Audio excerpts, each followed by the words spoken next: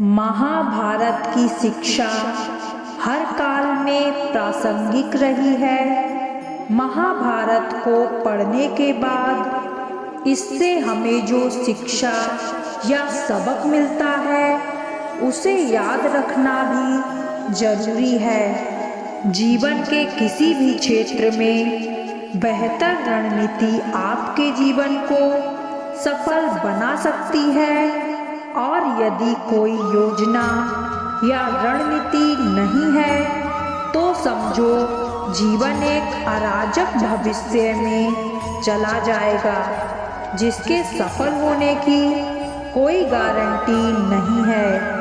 भगवान श्री कृष्ण के पास पांडवों को बचाने का कोई मास्टर प्लान नहीं होता तो पांडवों की कोई औकात नहीं थी कि वे कौरवों से किसी भी मामले में जीत जाते। संगत और पंगत हो अच्छी, कहते हैं कि जैसी संगत वैसी पंगत और जैसी पंगत वैसा जीवन। आप लाख अच्छे हैं लेकिन यदि आपकी संगत बुरी है तो आप बर्बाद हो जाएंगे, लेकिन यदि आप लाख बुरे हैं और आपकी संगत अच्छे लोगों से है और आप उनकी सुनते भी हैं तो निश्चित ही आप आबाद हो जाएंगे। कौरवों के साथ शकुनी जैसे लोग थे जो पांडवों के साथ कृष्ण, शकुनी मामा जैसी आपने संगत पाल रखी है तो आपका दिमाग चलना बंद ही समझो। अधूरा ज्ञान घातक है। कहते हैं कि अधूरा ज्ञान सबसे खतरनाक होता है। इस बात का उदाहरण है अभिमन्यु। अभिमन्यु बहुत ही वीर और बहादुर योद्धा था, लेकिन उसकी मृत्यु जिस परिस्थिति में हुई उसके बारे में सभी जानते हैं। मुसीबत के समय यह अधूरा ज्ञान किसी भी काम का नहीं रहता है। आप अपने ज्ञान में पारंगत बने किसी एक विषय में तो दक्षता हासिल होना ही चाहिए। दोस्त और दुश्मन की पहचान करना सीखें। महाभारत में ऐसे कई मित्र थे जिन्होंने अपनी ही सेना के साथ विश्वासघात किया। ऐसे भी कई लोग थे जो ऐन वक्त पर पाला बदलकर कौरवों या पांडवों के साथ चले गए।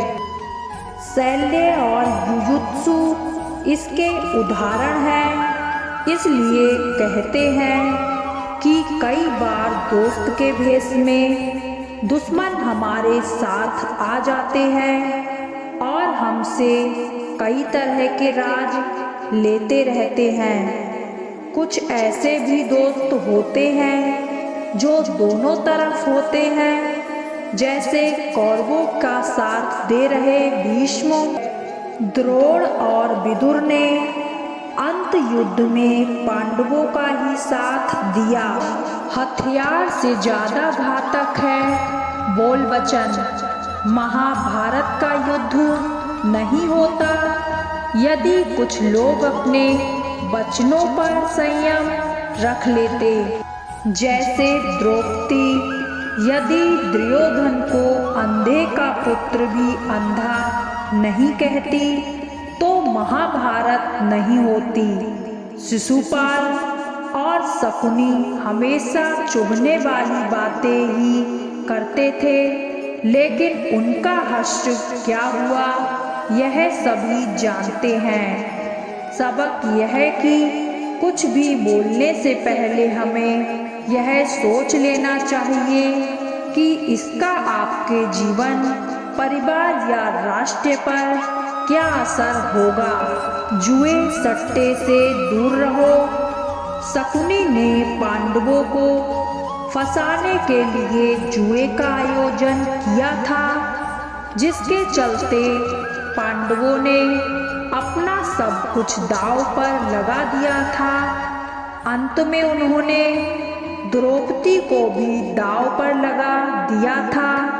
यह बात सभी जानते हैं कि फिर क्या हुआ। अतः जुए सट्टे षड्यंत्र से हमेशा दूर रहो। ये चीजें मानव का जीवन अंधकार में बना देती हैं। सदा सत्य के साथ रहो। कौरवों की सेना पांडवों की सेना से कहीं ज्यादा शक्तिशाली थी। एक से एक योद्धा और ज्ञानी जन कौरवों का साथ दे रहे थे। पांडवों की सेना में ऐसे वीर योद्धा नहीं थे। कहते हैं कि विजय उसकी नहीं होती जहाँ लोग ज्यादा हैं, ज्यादा धनवान हैं या बड़े पदाधिकारी हैं। विजय हमेशा उसकी होती है जहाँ ईश्वर है, और ईश्वर हमेशा वही है जहाँ सत्य है। इसलिए सत्य का साथ कभी ना छोड़े। अतः सत्य की ही जीत होती है। सत्य के लिए जो करना पड़े करो। लड़ाई से डरने वाले मिट जाते हैं। जिंदगी एक उत्सव है, संघर्ष नहीं। लेकिन जीवन के कुछ मोर्चों पर व्यक्ति को लड़ने के लिए हमेशा तैयार रहना चाहिए। जो व्यक्ति लड़ना नहीं जानता, युद्ध उसी पर थोपा जाएगा या उसको सबसे पहले मारा जाएगा। महाभारत में पांडवों को यह बात श्री कृष्ण ने अच्छे से सिखाई थी। पांडव अपने बंधु बांधवों से लड़ना नहीं चाहते थे, लेकिन श्री कृष्ण ने समझाया कि जब किसी मसले का हल शांतिपूर्ण तरीके से नहीं होता तो फिर युद्ध ही एकमात्र विकल्प बच जाता है। कायर लोग युद्ध से पीछे हटते हैं। युद्ध भूमि पर पहुंचने के बाद भी अर्जुन युद्ध करना नहीं चाहते थे। तब भगवान श्री कृष्ण ने उससे कहा कि ना कोई मरता है और ना कोई मारता है, सभी निमित्त मात्र हैं। आत्मा अजर और अमर है, इसलिए मरने या मारने से क्या डरना। खुद नहीं बदलोगे तो समाज तुम्हें बदल देगा। जीवन में हमेशा दानी, उदार और दयालु होने से काम नहीं चलता। महाभारत जिस तरह से कर्ण की जिंदगी में उतार चढ़ाव आए, उससे यही सीख मिलती है कि इस क्रूर दुनिया में अपना अस्तित्व बनाए रखना कितना मुश्किल होता है। इसलिए समय के हिसाब से बदलना जरूरी होता है, लेकिन वह बदलाव ही उचित है जिसमें सभी का हित हो। कर्ण ने खुद को बदलकर अपने जीवन के लक्ष्य तो हासिल कर लिया, लेकिन वे फिर भी महान नहीं बन सके, क्योंकि उन्होंने अपनी शिक्षा का उपयोग समाज से बदला लेने की भावना से किया। बदले की भावना से किया गया कोई भी कार्य आपके समाज का हित नहीं कर सकता है। शिक्षा का सदुपयोग जरूरी है। समाज ने एक महान योद्धा कर्ण को तिरस्कृत किया था, जो समाज को बहुत कुछ दे सकता था, लेकिन समाज ने उसकी कद्र नहीं की, क्योंकि उसमें समाज को मिटाने की भावना थी। कर्ण के लिए शिक्षा का उद्देश्य समाज की सेवा करना नहीं था, अपितु वो अपने सामर्थ्य को आधार बनाकर समाज से अपने अपमान का बदला लेना चाहता था। समाज और कर्ण दोनों को ही अपने अपने द्वारा किए गए अपराध के लिए दंड मिला है और आज भी मिल रहा है। कर्ण यदि यह समझता कि समाज व्यक्तियों का एक जोड़ मात्र है जिसे हम लोगों ने भी बनाया है, तो स्वतः वह समाज को बदलने का प्रयास करता, ना कि समाज के प्रति घृणा करता। अच्छे दोस्तों की कद्र करो। ईमानदार और बिना शर्त समर्थन देने वाले दोस्त भी आपका जीवन बदल सकते हैं।